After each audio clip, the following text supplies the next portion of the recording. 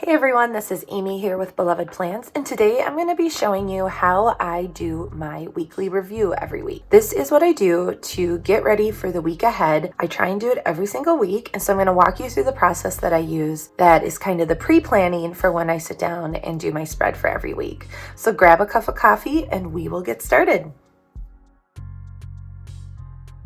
So I've been using a system called STEP. STEP. It stands for Steps to Everyday Productivity. I've been using this for the last couple of years, and it's really helped me just kind of keep things in order in all the different areas of my life. So it helps keep paper clutter to a minimum, helps me manage all of my electronic things, email, electronic documents, etc. And just all of the different projects I want to do or am doing, all the different routines, responsibilities that I have in my life. So it's a really awesome system that I stumbled across online, and they have an entire online course you can go through. I will link to it in the description below. So if you guys want to check that out, you are more than welcome to. I have loved it. They also have a great online community of support, and it's been really helpful to work through this process time and time again. Basically, I laminated the various sheets that I use for the weekly review from this system and punch them and put them in my planner. This is just kind of like all the stuff in our lives, and then there are certain things that we engage with on a daily basis, like our calendars, just our everyday to-do lists in all the different areas, our email inboxes, and then what they call landing spots. So like all the things, that pile that you might always have of papers, or a place that you always put certain papers and then you need to go through them and deal with them. Then there's certain things that you do weekly in this system. You have an inbox where you put said papers. We have a current projects list. We have a routines and responsibility list, a waiting list for things that aren't urgent, maybe don't have a to-do date, but we're just kind of waiting on. For goals, we set our goals at the beginning of every year, but what are we doing month in and month out to try and reach those goals? What kind of actions are we doing? Are we even looking at those? And then a read and review kind of thing. So this is stuff like if there's, a magazine I want to look through, I'll put it in my read and review. And then when I have some extra time, I'm able to do that. Then engaging as needed, like if you have a filing cabinet, a someday file, different support materials. So maybe if you're working on a house project and you have, paint swatches and sort of different things like that, that's where you would keep that sort of thing. So that's a really, really brief overview of kind of the different elements. Their course goes very deeply into it. So I highly recommend checking that out. The next thing is the flow chart. So this is kind of what I use when I'm like processing all of the stuff in my inbox, so to speak. So I'm not going to really go into that a whole lot, but I just wanted to show you guys that page of it. Processing questions, again, that goes back to that flow chart. And then the weekly review. This is what I'm going to be mainly focusing on. And I'm going to be showing you guys how I use this skinny planner. I just started using this week, and how I'm going to try to give it a shot to use for my weekly review. I was kind of doing this in a little bit of a different way, but now that I have this skinny planner, I'm going to see if I can get this to work for this whole process. Basically what I do is I try to block out an hour on my calendar once a week, usually ends up being on Friday afternoons, and I do what I call my weekly review, which is what I'm going to talk you guys through next. So this is a way of me just kind of going through all the different things for the upcoming week, check in on my projects I'm working on, my goals, all just the different areas of my life, and see if there's any things that are coming up in this next week. So before I do my planner spread, before I'm kind of preparing for the week ahead, are there any things that need to, be moved to the top of that list? Like maybe things are coming up, that I scheduled a long time ago. So I'm going to kind of walk us through what the steps of the weekly review are, and I'm going to show you guys how I use this skinny to pre-plan my week. So the first thing I'm going to do is gather all the papers from like my physical environment. I actually did not have any actual papers this week, so that part I am done with already. But if you had papers, you would use that flow chart that I showed you earlier, and you would process them according to that flow chart. Next, I'm going to take a look at my calendar. So when I'm going to review my calendar, I take the iPad that I have and I pull up our calendar for the week ahead. Now we are in the midst of coronavirus. I'm filming this on Friday, March 13th. So my calendar has really evolved. For next week, we really don't have a whole lot going on. This is when I would take the time to update my calendar. So I'm going to do that quick, and I will speed through it for you guys.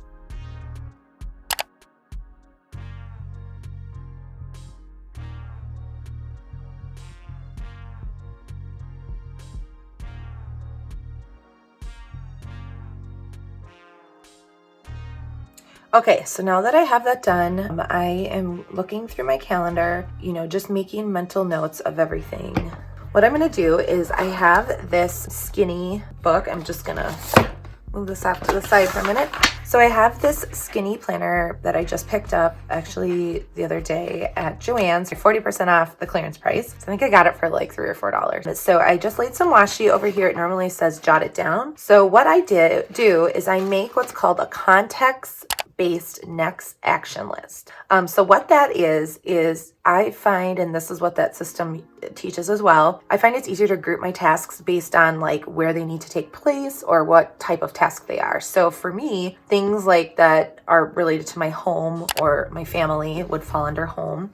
So I just have a list going of all the things coming up that I need to think about. Like we're getting new carpet upstairs on Mondays. I will actually, when I put this in my planner, I will make specific tasks for getting the furniture moved out of the way for upstairs, confirming that they are actually still coming on Monday. So when I put this in my planner, I'm actually going to break it down more specifically into what the next steps are. So basically what these lists are for me to put what the next step is for that project and to make sure that that happens. Some of these are a little bit more vague, like new car. That's a conversation my husband and I need to have. And then like meal planning. Well, I know that's more of a project type of thing, but that is my trigger so that I know I need to work on that. So that's my home one. The next one I have is errands. So you know how like you're like, oh, I gotta run here and I have this return I have to do. And maybe they're not super time sensitive, but if I don't put them on this list, I'm gonna completely forget that I need to do them. So like, for example, my son needs to get his umpiring uniform and gear ordered. We need to drive out and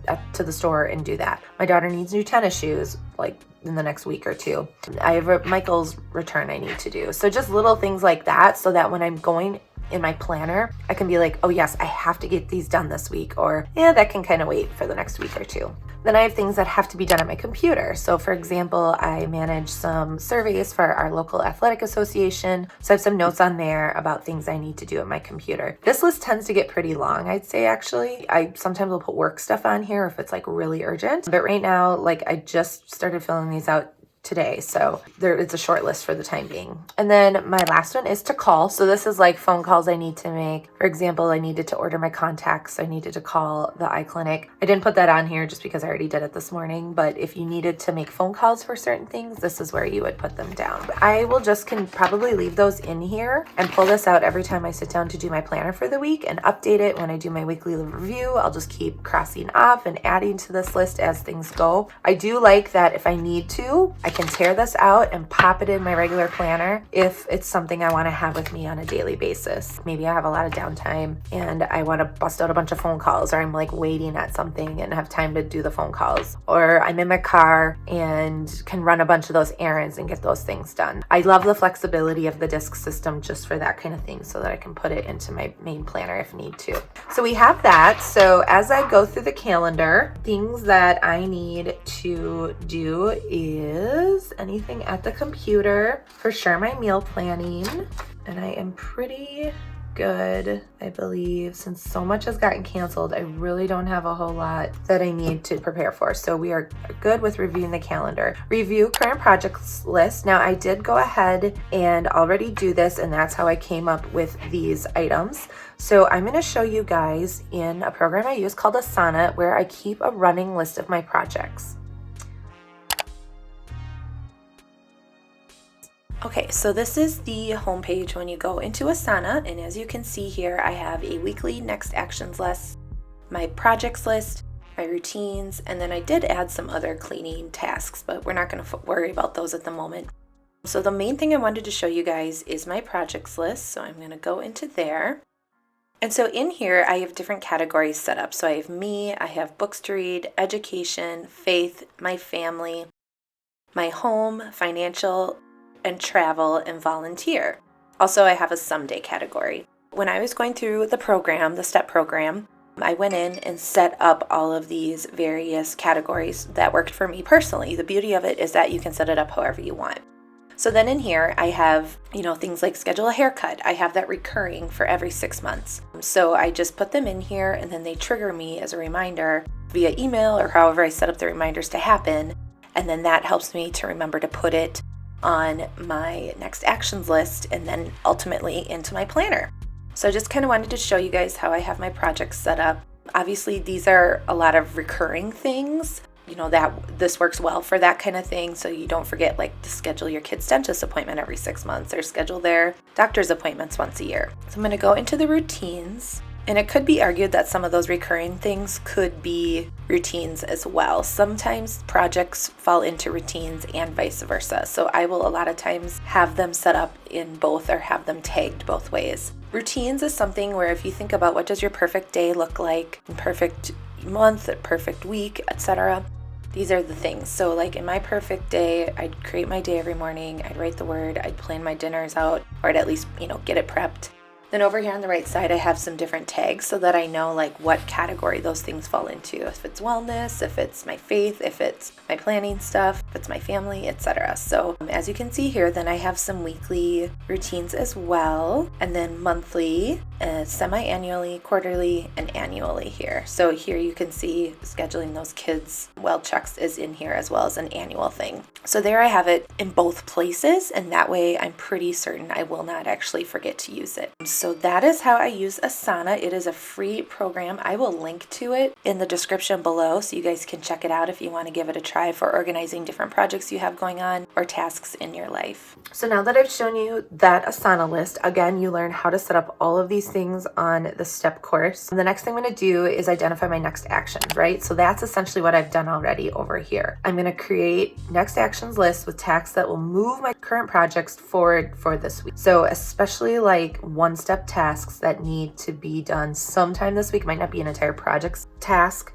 but even just a one-off thing that needs to happen. And then I'm going to review my routines. Again, that is in the Asana app that I just showed you guys. And I am looking at my different routines and responsibilities. Is there anything that I need to do to keep up on those routines and responsibilities? If so, I add it to here. And then review my waiting list. So sometimes there's things that if you're waiting on someone for something, you can review that. That's a great review. Personal goals. So I have gone through my power sheets that I use, and it's a great way for me to look at my goals and be okay, what do I need to be doing this week or this coming week to get towards those goals? So I have done that as well, and those things have been added into my list. I'm also going to review my email folders. Now for me, this is where a lot of my tasks come from, are my emails, because I have 2 photography businesses and I am involved in a lot of different volunteer activities and then have kids and all of those things. A lot of all of that comes in through email.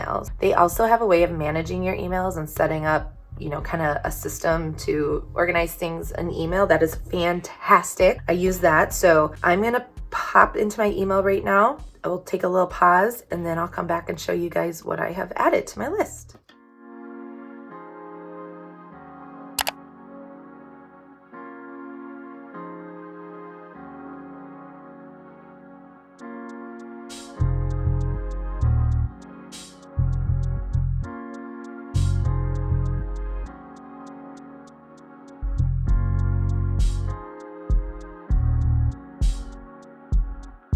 Okay, so I have finished going through my emails, and as you saw, I did add a few things to my home list, and my computer list grew quite a bit because that's kind of where I keep things and I star them so I can come back to them later if they're not super urgent or not going to take me less than 2 minutes. So that is how I do that part. So now when I'm doing my planner, I will have these out and have them handy, and I will go through and make sure that I have allotted space and time and get these on my Google Calendar if it's something that I need to actually block out time for. I hope you guys found this helpful a little bit. I know it's kind of back and forth. I'm hoping to do a couple more videos on this as I continue to work through my pre-planning process and my weekly review. So I will hook you up with the link in the description below. If you have any questions, please feel free to leave them in the comments and I will do my best to answer them. So thank you guys so much for watching and happy planning.